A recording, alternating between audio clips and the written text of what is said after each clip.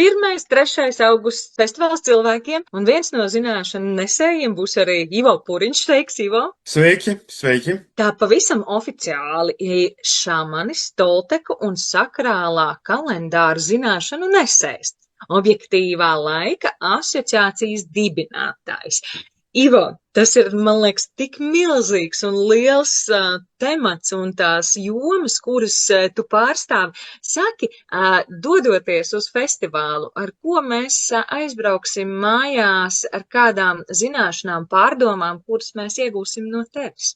Ar apzināšanos, kur mēs atrodamies. Kur mēs atrodamies, kāda mums ir teikšana šeit par savu dzīvi un ķermeni, par savu likteni, kāda ir to spēku ietekme uz mums, kuri praktiski pieskata šo spēli, ar apzināšanos to, ka mēs visi esam kaut kādā mērā, mēs atrodamies spēlē, kurā pamatu uzdevums mums ir apzināties sevi.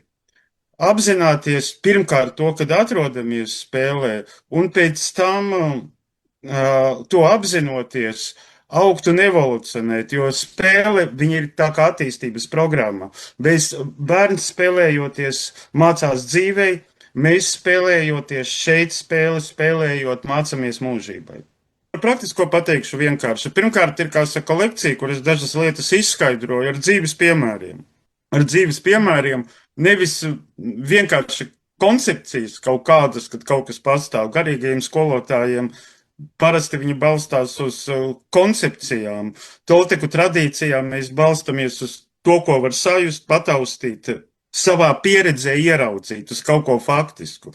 Tāpēc, kas tad ir patiesība? Patiesība katram ir sava. Vienīgā lieta, kas ir neapstrīdāma, tas ir fakts, tas, ka tas tiešām pat tā pastāv. Un pirmā faktiskā lieta, kas mums visiem ir jāapzinās, to, ka mēs esam ķermenī. Mēs esam inkarnējušies.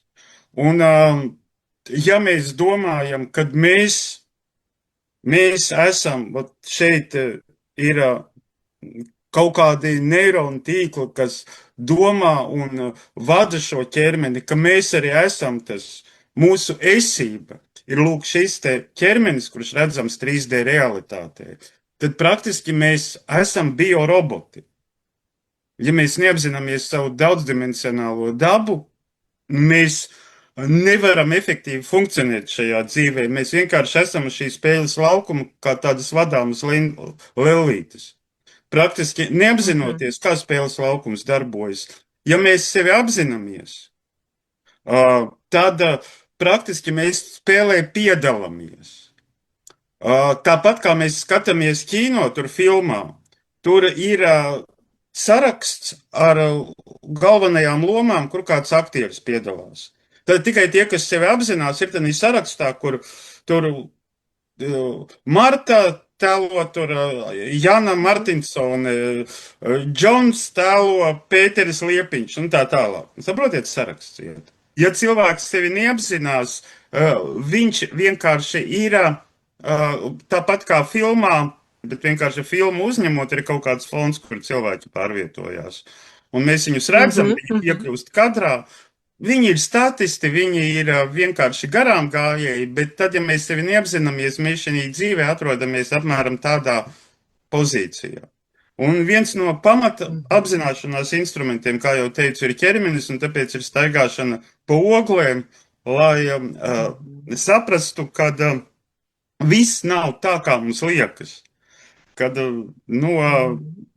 tāda tīri cilvēka, kurš apzinās sevi, kad viņa esība, tas ir šis te ķermenis, tas pa oglēm staigā, tas ir kaut kas nenormāls, kā saka, apdedzināsies. Tā, ja cilvēks apzinās... Es jau jūtu, ka cilvēks jau satraucās, vai tiešām man augusta sākumā būs tagad jāiet pa oglēm. Un Ivo saka, jā, to visu. Saprotiet, es uzreiz pateikšu atklāti.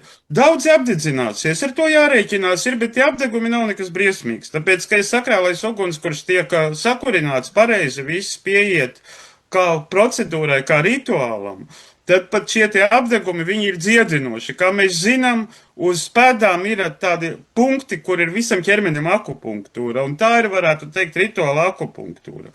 Man ir ja man jāsaka, šis jau būs kāds 20. uguns rituāls, ko es veicu.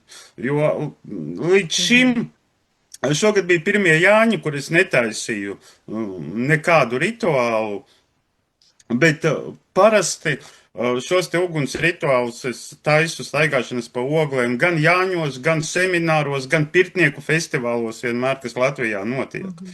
Un, protams, kādreiz, kad man ir vajadzīgs priekš mana ķermeņa kaut kāda dziedniecība, es pats apdedzinos bieži vien konkrētās vietās, bet tas ir apmēram maksimums uz 12 stundām, kā saka, jūt. Pat cik ķermenis ir enerģētiskajā rezonansē, tas uzreiz, kā saka, sadzīst.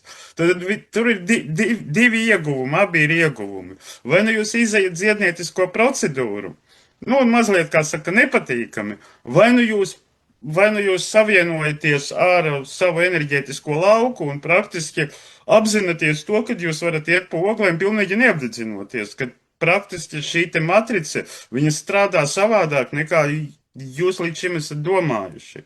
Un tīri elementāri faktiski tas ir pārbaudāms. Jūs staigājat pa oglēm un varat pat dejot pa oglēm un nejust, kad jūs esat uz ļoti, ļoti karstas temperatūras atrodaties. Lūk, tā kaut kā. Tas nozīmē, Ivo, ka šajā tikšanās reizē festivālā cilvēkiem mēs varēsim uzzināt praktiskas dzīves lietas gan caur tolteķu, gan šamanisma prizmas, ko jūs tā kā nododat, gan arī pārvarēt, es gribētu teikt, sevi, mazliet apzināties sevi vairāk un dot sev iespēju sevi izzināt caur staigāšanu pa oglēm, kā par vienu no šiem mūsu 4 elementiem, no stihijām. Pareizi, ja? Jā, pareizi, bet es vēl precizēšu. Tā ir varbūt iespēja, kā saka, uzzināt, viena lieta stāstīt, otra lieta ir pie stāstījuma pievienot arī kaut kā faktiskas lietas, lai cilvēkiem ļautu apzināties, ka mēs atrodamies 3D hologrāfiskajā matricē. Kad šo te matrici zināmā veidā nosaka mūsu uztvere domāšanu, ka mēs paši sev programmējam zaudējumus, uzvaras, ciešanas, bet šīs programmas vēl liek, kā saka, no augšas mūsos iekšā. Un jautājums ir tāds, kad vai mēs ļaujam sevi tikai vadīt, vai arī spējam paši pieņemt lēmumus un apzināties, ko daram. To tad mēs droši vien varam novēlēt ikvienam, kurš dosies uz festivālu cilvēkiem, sākt apzināties, sākt pašam būt spējīgam pieņemt lēmumus, un noteikti jāsaka būs paldies, Ivo, par to virzību un šo zināšanu nodošanu šajā virzienā.